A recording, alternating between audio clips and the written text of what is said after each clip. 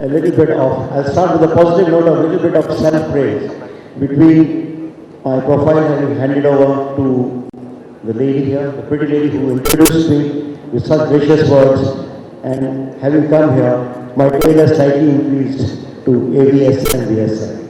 So, that is what is the starting note.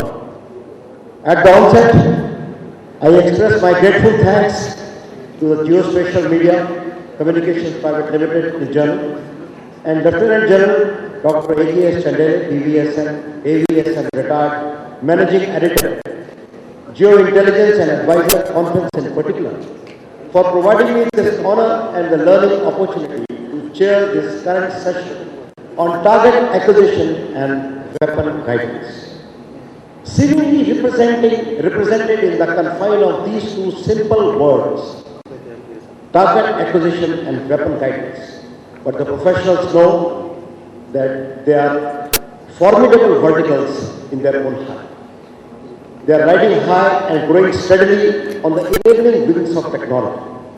The purport of my session is to flag the contemporary developments in the geospatial domain to include what? To include geographic information systems, geographic positioning systems, geomatics, and analytical tools applied to terrestrial and geographical databases so as to address the problem of target acquisition and weapon guidance.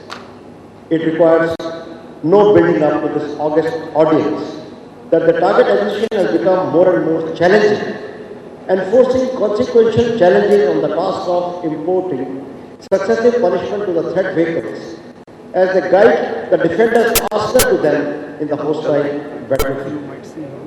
Before I go any further, let me thread these two verticals of target acquisition and weapon guidance by saying that they are the two subsets of one superset defining the defender's battle management cycle, or what we call in air defense, the control and reporting cycle. Since the challenges that bear upon the said vehicles reside at various stages on the complete chain, it will be important for me to identify this chain.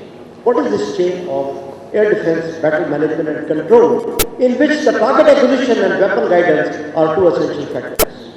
Well, this chain starts from the surveillance of the threat space, be it the high seas or ground of the air, identification of the targets in the space identified, multi-sensor tracking and fusion by various radars to get onto the recognized air situation picture, prioritizing this threat, designating targets, and optimal weapon control.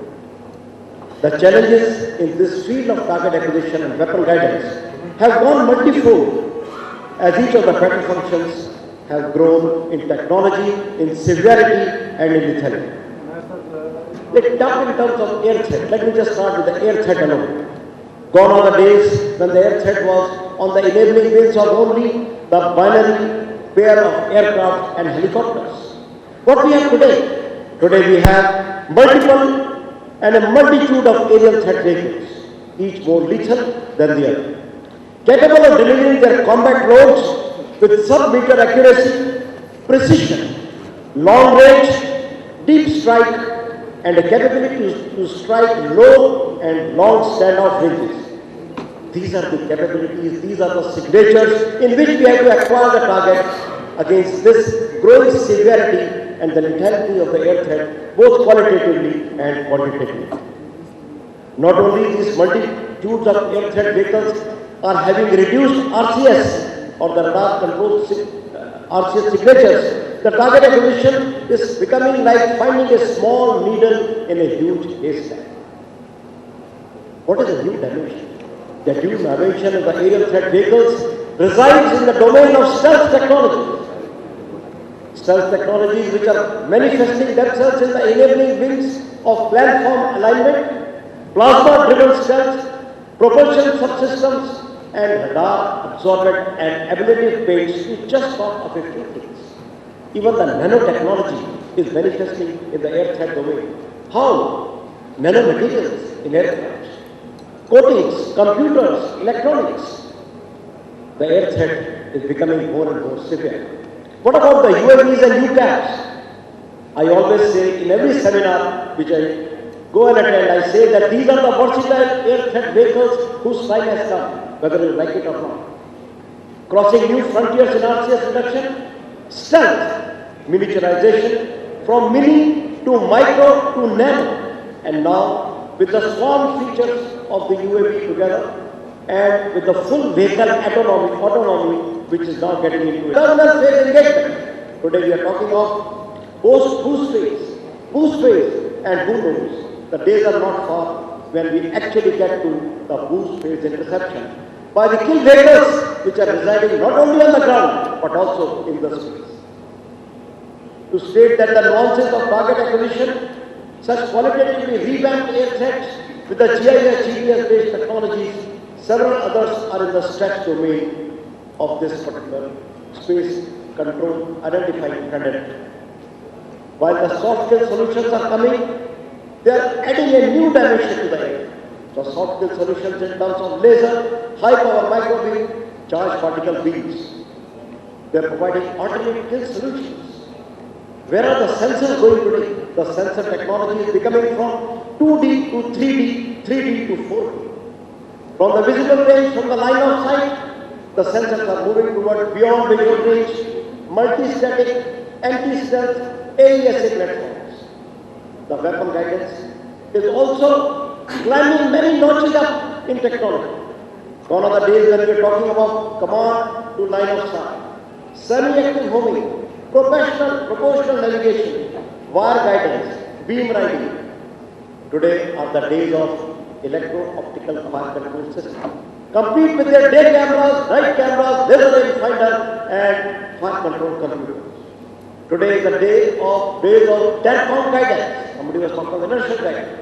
Today is the day of telecom guidance, satellite-based acquisition and guidance, magnetic field guidance, geospatial acquisition and guidance, and many more.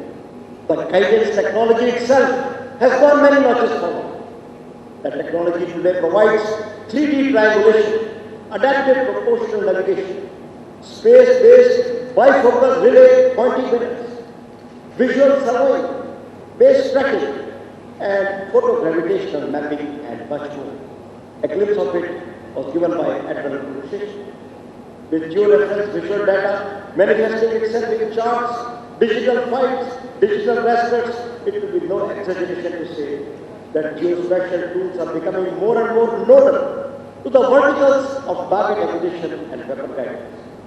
Ladies and gentlemen, such is the exciting and the technologically vibrant content of the presentation of my first illustrious speaker, Colonel U.S. Sengupta, who is the head of the Department of the Radar and Control System Department, MCDME. Before I invite the officer to make his presentation on the subject of target acquisition and weapon guidance, it is my honor and privilege to say a few words about my worthy speaker. Colonel U.S. Sengupta is an alumni of National Defence Academy and College of Defence Management. He has done his technical staff course at IIT Kirin. He is an MTech and specializes in radar and control systems. He has commanded 2 air defense workshops, including the state-of-the-art Dargushka gun missile system, and has the distinction of having served in the network centering environment in the Northern and Eastern Command. The officer has been awarded the Chief's Commendation and the 2 Army Commanders Commendation Card. He is the editor of the Code of Electronics and Mechanical Engineers, Professional Journal, and is presently the head of the Department Radar and Control System Department at MCME. Over to Colonel U.S. Sengupta.